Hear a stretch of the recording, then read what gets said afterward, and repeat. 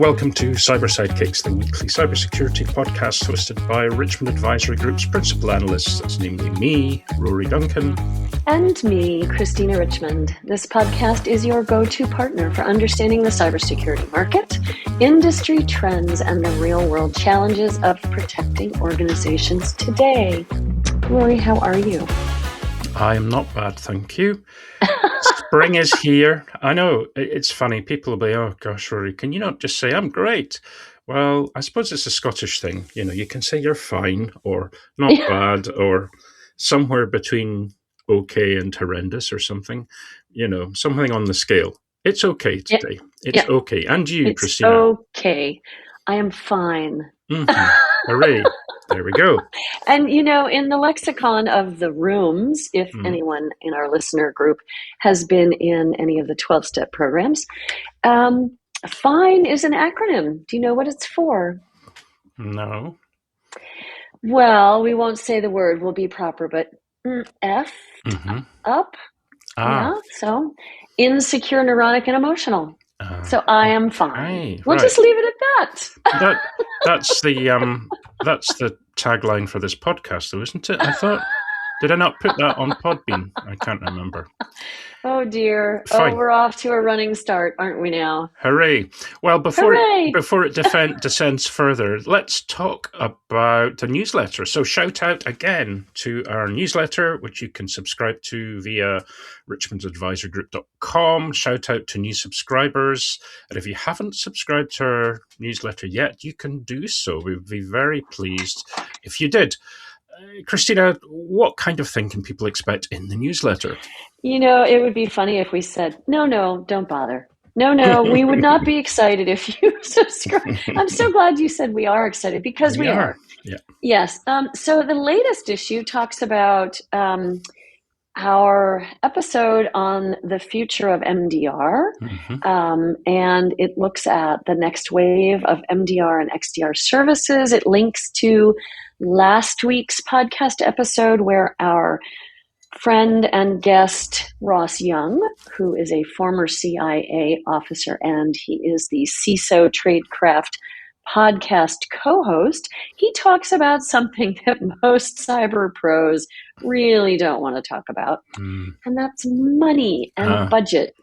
But he has a really good way of framing things and some very tactical, very tangible, useful advice. So anyway, folks, please check out the newsletter.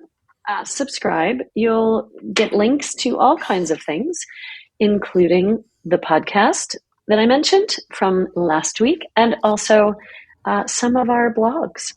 Great, thank you. So let's talk about what's happening this week.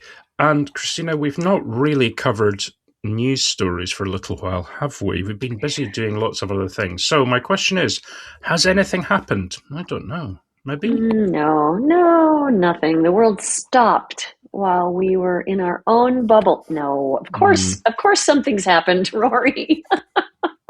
You know, you have discovered a cautionary tale about the use of AI agents, and we keep finding these in little dribs and drabs, and they're shocking when we do find them. So this one is a Claude-powered AI coding agent that deleted the entire company database in 9 seconds.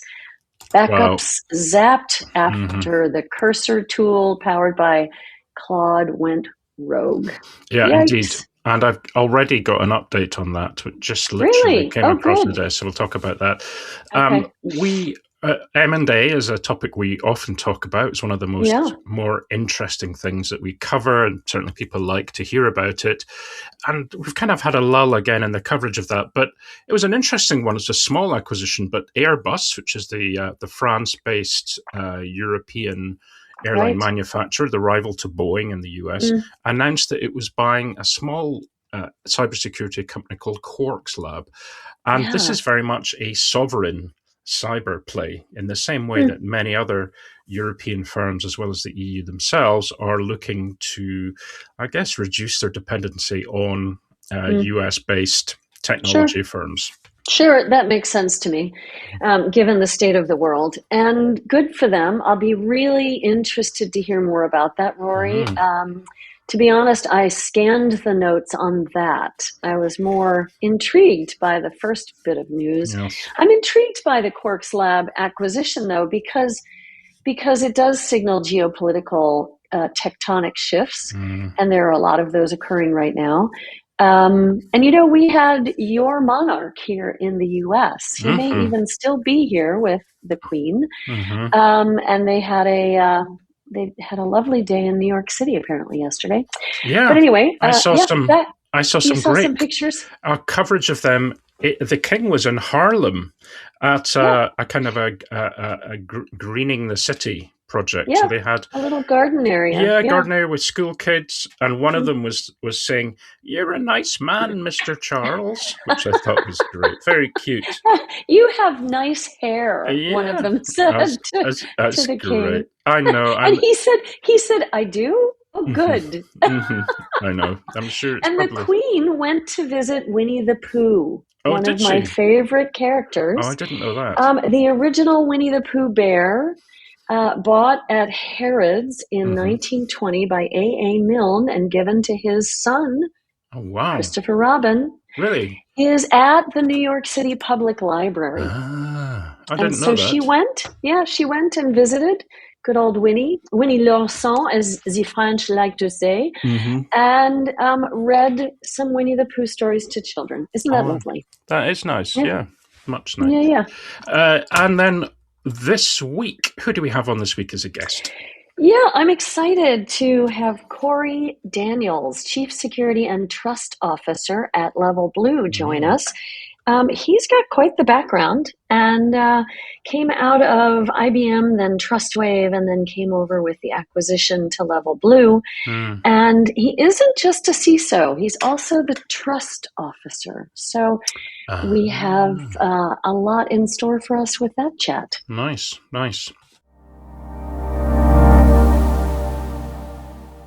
Right, let's talk about this week's news, Christina. And the first story is, we mentioned at the beginning that a Claude-powered AI coding agent has deleted the entire company database of this company called Pocket OS. And it deleted it in 9 seconds. Backup zapped after Cursor, the tool powered by Anthropic's Claude, goes rogue. So the founder of Pocket OS penned a social media post, this is from Tom's Hardware, basically to warn others about the systemic failures of, or potential systemic failures of, flagship AI and digital services providers. And basically what happened was a coding agent deleted the production database, and then the cloud infrastructure provider's API, wiping all the backups after the main database was zapped. In other words, it saw, that's been deleted, let's update the backup. That's been deleted, so we shall delete it here, and so on and so forth, it was scary. There was a couple of things about this that I thought was interesting. One was, when queried afterwards... I loved this. I loved this in your notes. Yeah. It kind of goes back to FINE. Exactly. The acronym. So the founder, Jar Crane, he decided to ask the agent why it went through with, as it's called, this dastardly database deletion deed. All the alliteration. The answer was illuminating, but pretty unhinged. I would agree on that. And is quoted verbatim in this article. It began as follows, quote, in caps, "Never effing guess." And that's exactly what I did. And this is the agent? Yeah. Wait, this is the agent saying that? Yeah. Never guess. Never effing guess. Never oh my guess. Gosh. Wow. He continued, this is the agent, "I guess that deleting a staging volume via the API would be scoped to staging only. I didn't verify. I didn't check if the volume ID was shared across environments. I didn't read Railway's documentation on how volumes work across environments before running a destructive command." So basically, the agent knew it was in the wrong. And it was coming up with a kind of a forced confession. But it didn't know it until it was confessed. I mean, it knew it just after, but it didn't know ahead of time that what it was about to do was going to be wrong, correct? Exactly. Oh, so that just put like shudders through my whole body. Yeah, exactly. Well, it caused quite a storm on the internet with lots kind of an S storm. Yeah, an S keep storm. with our expletives that we've been using on this episode. So, and various criticisms on both sides, and well, perhaps it was their own fault or not, or it was the cloud provider's fault. No, it wasn't. It wasn't the agent's fault. Anyway, I literally just got, it was about 2 hours ago, there was an update on Tom's hardware, basically saying that the cloud provider has recovered all the critical files and it has since broadened its 48-hour delayed delete policy. Wow. So yeah, it seems as if that has resulted in a policy change, and Railway penned a blog stating this should never happen again thanks to revamped policies and new guardrails. So there we go. Does it say who the cloud provider, which cloud provider it is? Yeah, so it's Railway. So Railway is I was wondering who Railway was. Oh, sorry, I should have said. So back in. So Pocket OS is a SaaS platform. The Railway was the cloud infrastructure, or is the cloud infrastructure provider. Okay. And as the folk at Pocket OS said, they would consider that Railway is a cloud infrastructure provider, lesser known perhaps, but is generally considered to be friendlier than the likes of AWS, perhaps a bit more one-to-one, smaller, maybe more personable service. I don't know. And they were certainly more nimble in the sense that they fixed an issue that wasn't their issue, but they made their system more flexible in light of what happened with this AI agent. Yeah, and for a little company like Pocket OS to get the attention of a cloud provider to get that to change, that's wonderful. Yeah, so that's pretty good on them. And I'm glad that update was there because it was on my mind. I thought this is a good example. We've mentioned this kind of thing before and they talk about this in the aviation industry, where you have these kind of the Swiss cheese model, or this cascading series of events that leads to disaster, where all the different holes in each of the backups or the strategy or the fail-safe all happen to kind of line up at the same time, and it goes from one thing to the next to the next. In this case, an agent does something bad, it deletes something. The cloud provider sees that as a valid backup. In other words, it's been deleted, it deletes that, and it goes on and on and on like that. So, and a good example, we've talked about this again before. We've mentioned this idea of a governor, a governing agent to keep the other agents in line, or a suite of master agents. But I think the learning from this is that was potentially a catastrophic business-ending event for Pocket OS. Well, it was catastrophic until Railway, helped out by retrieving everything from its backups. But I'm going to just walk with the title, Never Effing Guess. That's just what I'm going to be thinking about. And I think it should be the title of the episode because that is really shocking. It doesn't surprise me, but it is still very shocking. And what's most shocking is that the agent then very honestly and transparently said, I messed up, I didn't check, and it knew it was wrong in hindsight. So, cautionary tale indeed. Yeah. So the second news story of the day, just a short one, and it's not earth-shattering in terms of the size of the deal, but so Airbus has, as it says, strengthened its sovereign cybersecurity capabilities with the acquisition of Quarks Lab in France. So for those of you who don't know Airbus, think Boeing, but it's the Boeing of Europe. Basically, it's based in France, in Toulouse, actually, not far from where I used to live. And nice. I remember seeing the trials of the Airbus A380, the huge plane that can, it's kind of like double-decker, almost like a kind of a Boeing 747 on steroids. Anyway, so they bought this little company. And the idea behind this is that by buying a French company, or at least a cybersecurity company based in Europe, it strengthens its position as a trusted sovereign partner for French authorities, and while strengthening its presence in the European cybersecurity landscape. Now, France has a history of doing this, to have, state-sponsored or at least acquired companies. They did it for cloud. I'm sure they're wanting to do it for quantum and so on. But Quarks Lab is a small company. It's privately owned. They were founded in 2011. They've owned about 100 employees. I think the founder originally worked at Airbus, so obviously there was a connection there. But if you look just slightly further afield, it's not the first time Airbus has done this. They bought a company called Infodas in Germany in 2024. And then they've announced the planned acquisition of Ultra Cyber Limited in the UK this year. So each of these bits, it's kind of piecemeal, but they believe it's strengthening their sovereign capabilities of its cybersecurity business. Yeah, it makes good sense to me. And, we pendulum swing from globalization to nationalism, back to globalism. It's just been something we've been swinging back and forth. And I think right now we're seeing very much a retreat to being more sovereign-based with technology, with critical infrastructure. Makes good sense, and I say bully for them. I don't think that the U.S. should have a monopoly on all things aircraft or cyber or the combination.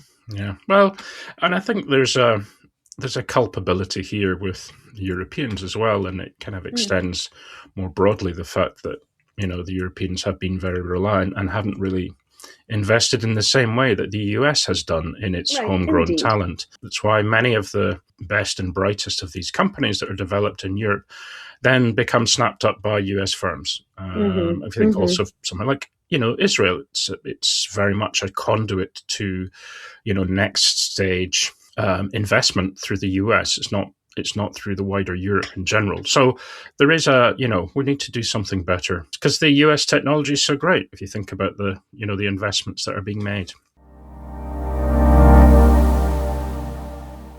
So this week's special guest is Corey Daniels, Chief Security and Trust Officer at LevelBlue. Hey, Corey, welcome to the show. Thanks for coming on. Rory, thank you so much. And hello to all the listeners out there. I love your show. Great. You're so sweet. Lovely to have you on, Corey.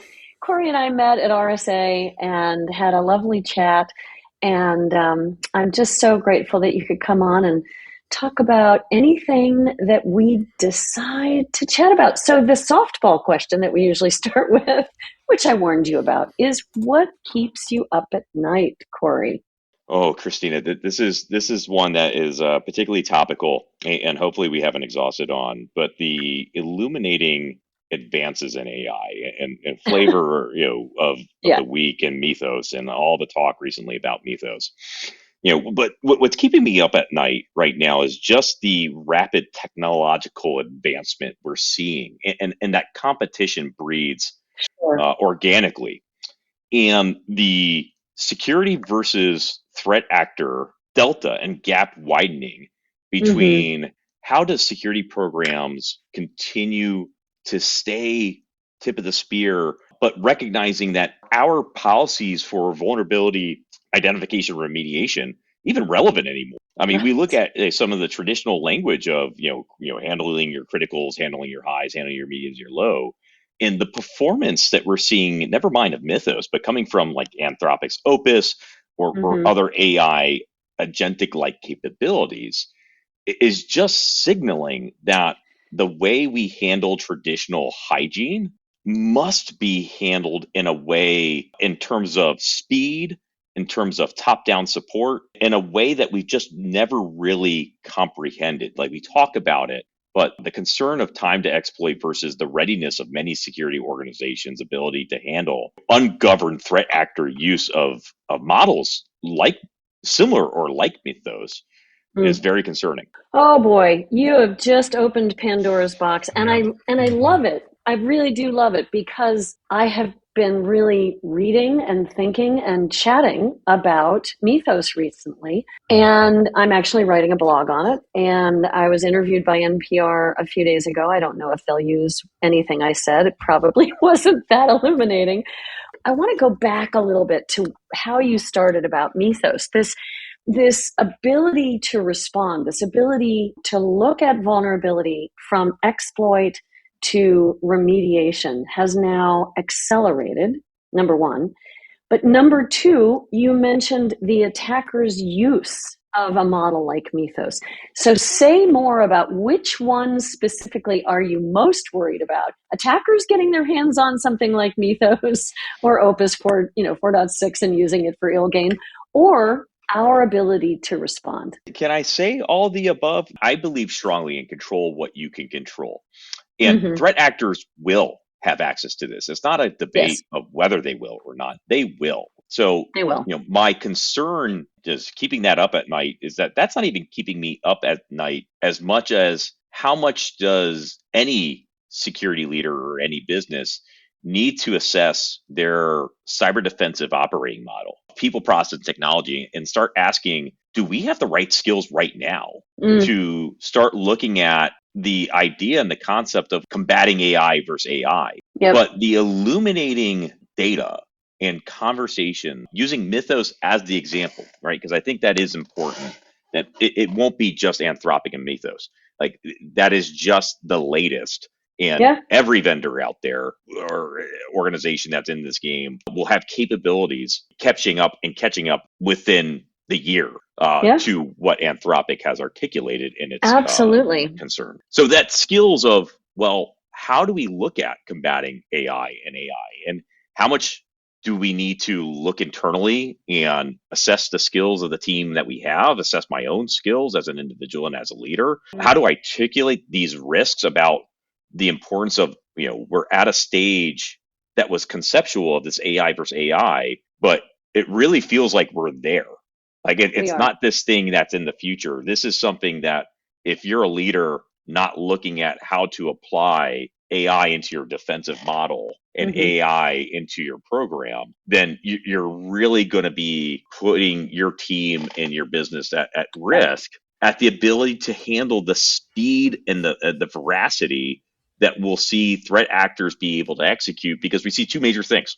One is the concern of turning a mild to low skilled hacker into a more sophisticated skilled hacker, and turning a more highly sophisticated skilled actor like a nation state, and just the ability to execute at increased speed and with increased volume. That's the terrifying thing. Yeah, it keeps me up at night, Corey.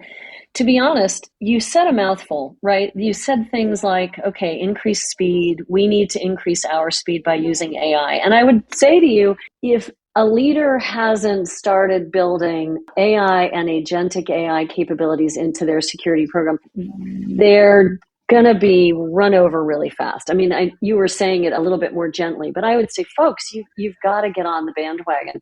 I was talking with a CISO friend of mine a week and a half ago, and he said, yeah, I've just been made the AI guy. I'm a CISO for this large company, and now I'm the AI guy, how to build it properly in the company. And I won't name the company, but huge data center company. And he's like, I don't know what I'm doing. So he spent the weekend doing a deep dive, learning everything he could learn, and then calling everybody he knew to learn what he could. And this is the state that we're in, right, Corey?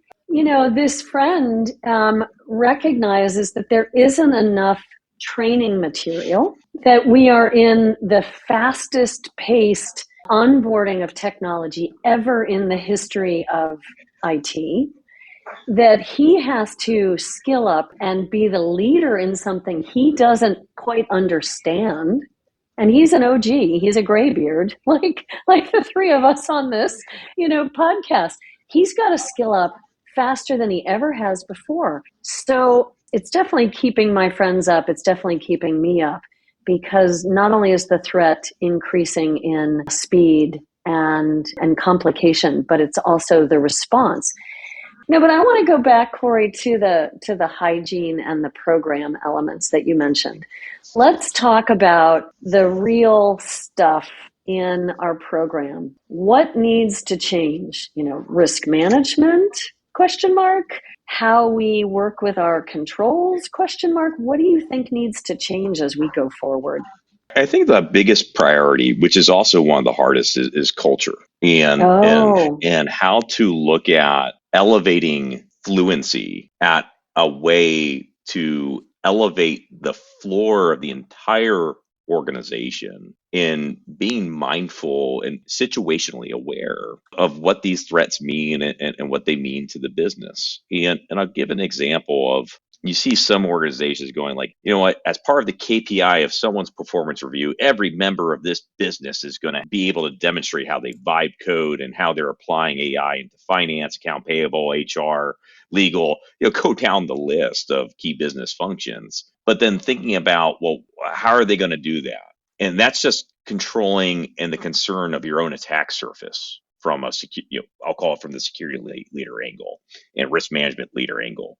Never mind what threat actors are doing, but we have this impetus to roll out AI and deploy AI and embrace these advanced models into the hands of individuals that may or may not be skilled to understand what the data implications are, whether, never mind the regulatory concerns, and adopting some of these advanced capabilities. And that's purely from just managing even the own walls and defensive attack surface of the ecosystem of an enterprise. The piece that I look at in how KPIs start to look at how many people will get hired into DevOps, but are measured on how many misconfigurations or remediations or vulnerabilities are they closing. There's all this piece of organizational debt and culture debt around roles and responsibilities of who should be and who's tasked with fixing all these misconfigurations in the company versus just being a security and risk problem, is one that I still don't think we've solved as an industry.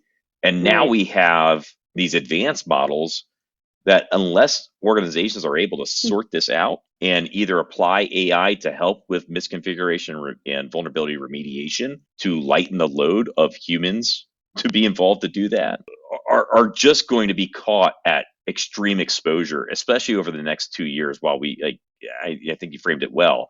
Like we're all on the tip of the spear here, but it's clear that the next 2 years look like they're going to be rough and look like there will be a gap between those who've really leaned into defending, not just from a security team, but organizational. And that, I think that as I come back to it, that's why I say culture. And I say culture from the top down is so critically important, because otherwise there's a headwind for any security leader to help try to defend and tackle this without that support and without that emphasis.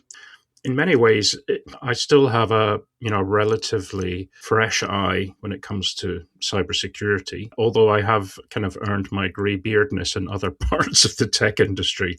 But if we're in this kind of existential fight between attackers and defenders, both sides of whom are using the same tools, both sides of whom are ramping up defensively, ramping up offensively, is it time for a new way to assess our effectiveness as cyber defenders?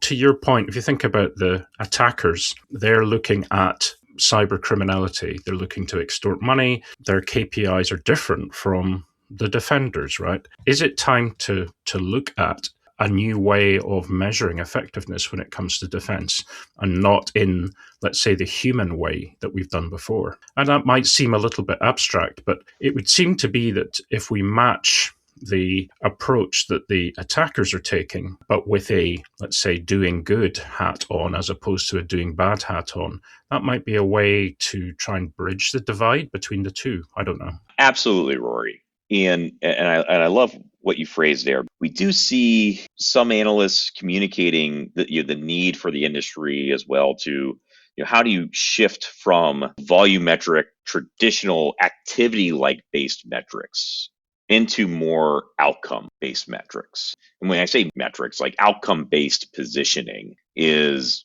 really, when I hear you emphasize, the need for change, a big part of another element of what concerns me at night in the industry is that you can have someone do all the right things in security, but unless they've been able to link the value of the cyber defensive people, process, technology, performance, and capability back to business resilience and business process resilience, it really falls to that paper tiger category of, you have this ultra mature, super sophisticated, highly invested, let's say fully autonomous SOC of the future.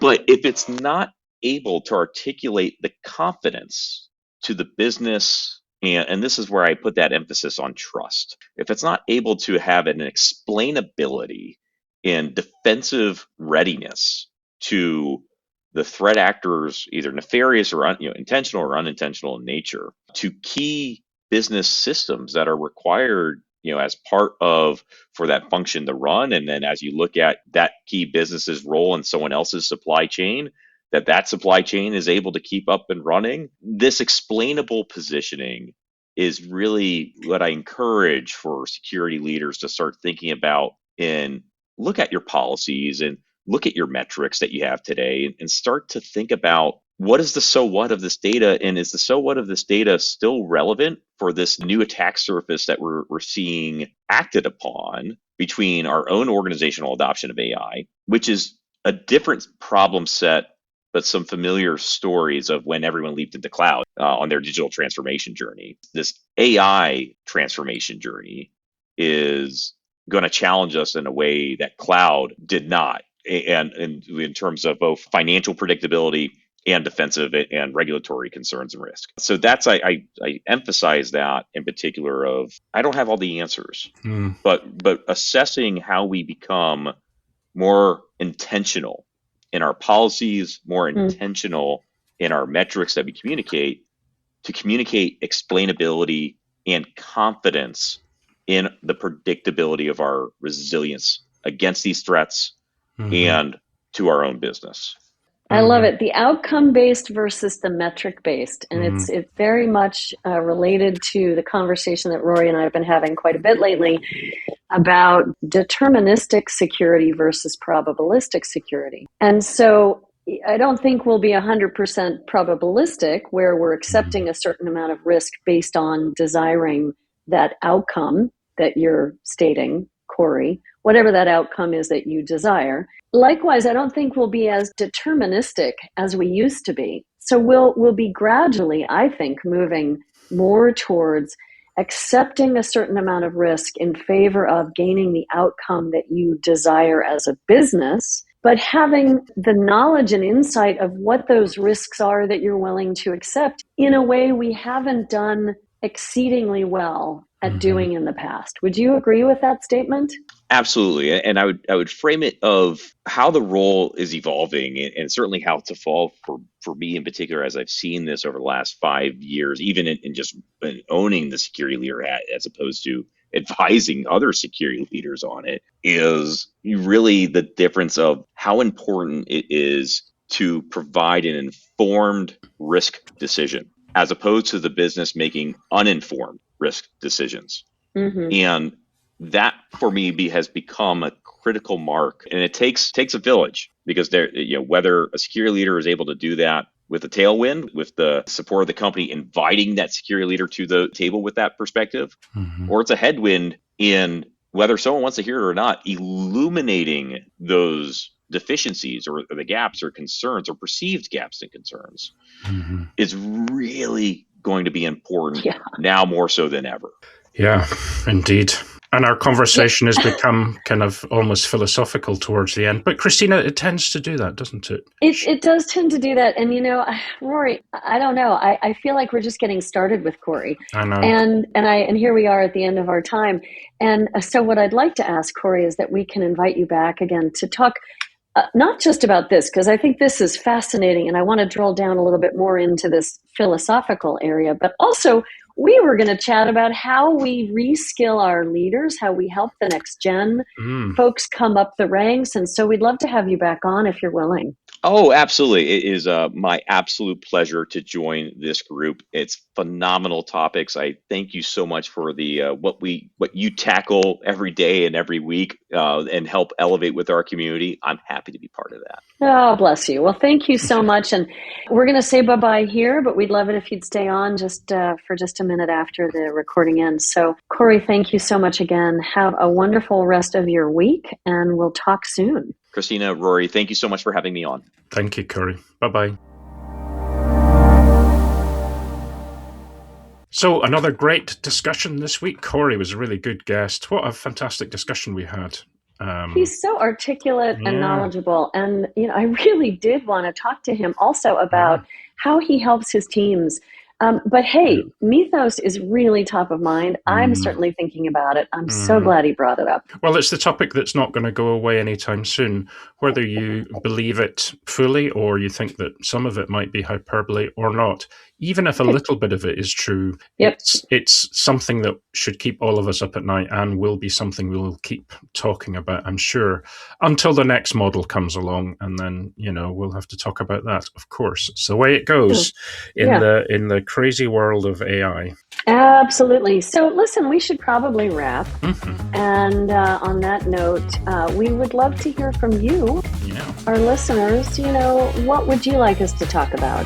Mythos all day long? Or should we go back to GRC, our topic from last week? No, let us know what you'd like to hear about. Send us an email. You can reach me at Christina@RichmondAdvisoryGroup.com and Rory at Rory@RichmondAdvisoryGroup.com. So with that, folks, thanks for joining us. Great to always get your feedback. Appreciate you sending that to us. And hopefully you can join us again next week. Bye-bye. Bye-bye.